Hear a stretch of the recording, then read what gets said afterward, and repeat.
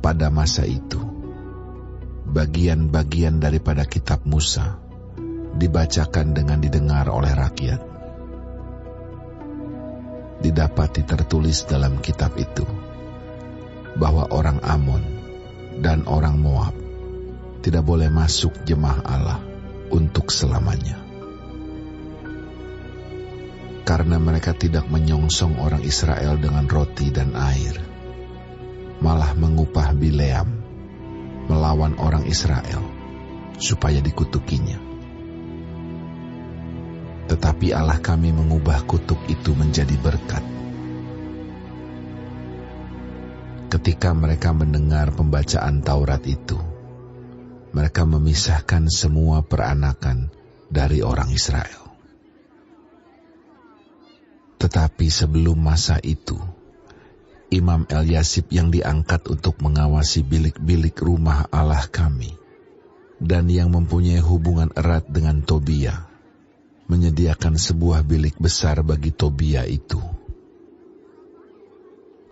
Sebelumnya, orang membawa ke bilik itu korban sajian, kemenyan, perkakas-perkakas, dan persembahan persepuluhan daripada gandum, anggur, dan minyak yang menjadi hak orang-orang Lewi, para penyanyi, dan para penunggu pintu gerbang, dan persembahan khusus bagi para imam. Ketika peristiwa itu terjadi, aku tidak ada di Yerusalem. Karena pada tahun ke-32 pemerintahan Artahsasta, Raja Babel, aku pergi menghadap raja. Tetapi sesudah beberapa waktu, aku minta izin dari raja untuk pergi. Lalu aku tiba di Yerusalem dan melihat kejahatan yang dibuat Eliasib untuk keuntungan Tobia.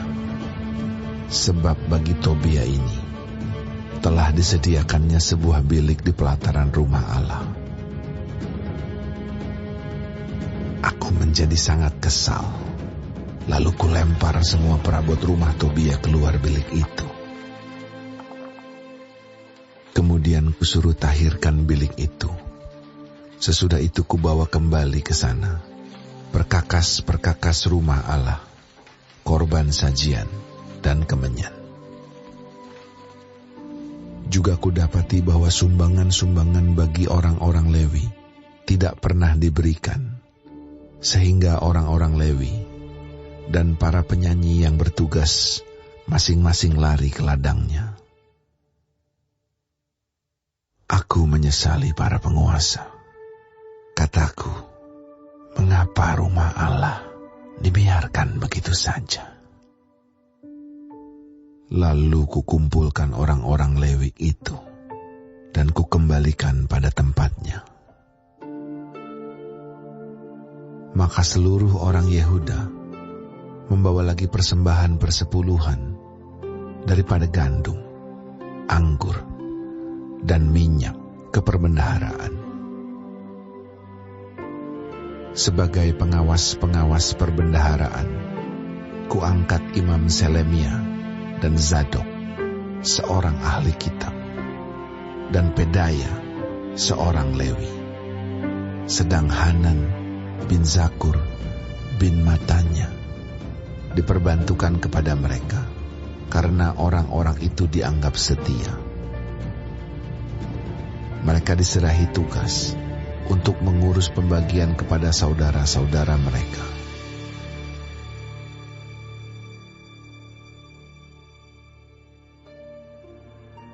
Ya Allahku, ingatlah kepadaku karena hal itu, dan janganlah hapuskan segala perbuatan bakti yang telah kulakukan terhadap rumah Allahku dan segala pelayanan di dalamnya. Pada masa itu, kulihat di Yehuda, orang-orang mengirik, memeras anggur pada hari Sabat. Pula orang-orang yang membawa berkas-berkas gandum dan memuatnya di atas keledai, juga anggur, buah anggur, dan buah ara, dan pelbagai muatan yang mereka bawa ke Yerusalem pada hari Sabat. Aku memperingatkan mereka ketika mereka menjual bahan-bahan makanan. Juga orang Tirus yang tinggal di situ membawa ikan dan pelbagai barang dagangan dan menjual itu kepada orang-orang Yehuda pada hari Sabat, bahkan di Yerusalem. Lalu aku menyesali pemuka-pemuka orang Yehuda. Kataku kepada mereka, kejahatan apa yang kamu lakukan ini dengan melanggar kekudusan hari Sabat? Bukankah nenek moyangmu telah berbuat demikian, sehingga Allah kita mendatangkan seluruh malapetaka ini atas kita dan atas kota ini? Apakah kamu bermaksud memperbesar murka yang menimpa Israel dengan melanggar kekudusan hari Sabat? Kalau sudah remang-remang di pintu gerbang Yerusalem menjelang hari Sabat, kusuruh tutup pintu-pintu dan kuperintahkan supaya jangan dibuka sampai lewat hari Sabat. Dan aku tempatkan beberapa orang dari anak buahku di pintu-pintu gerbang, supaya tidak ada muatan yang masuk pada hari Sabat. Tetapi orang-orang yang berdagang dan berjualan rupa-rupa barang itu kemudian bermalam juga di luar tembok Yerusalem 1-2 kali. Lalu aku memperingatkan mereka. Kataku, mengapa kamu bermalam di depan tembok? Kalau kamu berbuat itu sekali lagi, akan kukenakan tanganku kepadamu. Sejak waktu itu, mereka tidak datang lagi pada hari Sabat. Juga aku suruh orang-orang Lewi mentahirkan dirinya dan datang menjaga pintu-pintu gerbang untuk menguduskan hari Sabat. Ya Allahku, ingatlah kepadaku juga karena hal itu, dan sayangilah aku menurut kasih setiamu yang besar. Pada masa itu juga, kulihat bahwa beberapa orang Yahudi memperistri perempuan-perempuan Asdod, perempuan-perempuan Amon, atau perempuan-perempuan Moab. Sebagian dari anak-anak mereka berbicara bahasa Asdod atau bahasa bangsa lain itu, dan tidak tahu berbicara bahasa Yahudi. Aku menyesali mereka, kukutuki mereka, dan beberapa orang di antara mereka kupukuli dan kucabut rambutnya, dan kusuruh mereka bersumpah demi Allah. Demikian. Jangan sekali-kali kamu serahkan anak-anak perempuanmu kepada anak-anak lelaki mereka, atau mengambil anak-anak perempuan mereka sebagai istri untuk anak-anak lelakimu, atau untuk dirimu sendiri. Bukankah Salomo, Raja Israel, telah berbuat dosa karena hal semacam itu? Walaupun di antara begitu banyak bangsa, tidak ada seorang raja seperti dia yang dikasihi Allahnya dan diangkat oleh Allah itu menjadi raja seluruh Israel. Namun, dia pun terbawa ke dalam dosa oleh perempuan-perempuan asing itu. Apakah orang harus mendengar bahwa juga kamu berbuat segala kejahatan yang besar itu?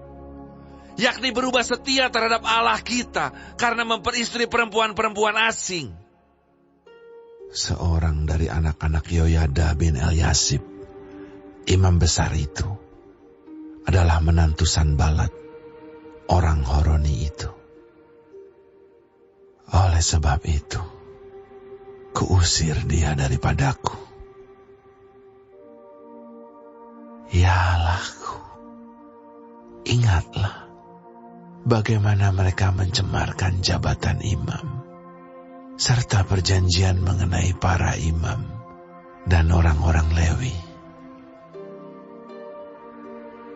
Kutahirkan mereka dari segala sesuatu yang asing, dan kutetapkan tugas-tugas untuk para imam dan orang-orang Lewi, masing-masing dalam bidang pekerjaannya.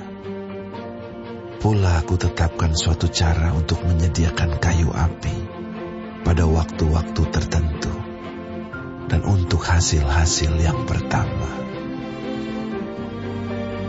Ya Allahku, ingatlah kepadaku demi kesejahteraanku.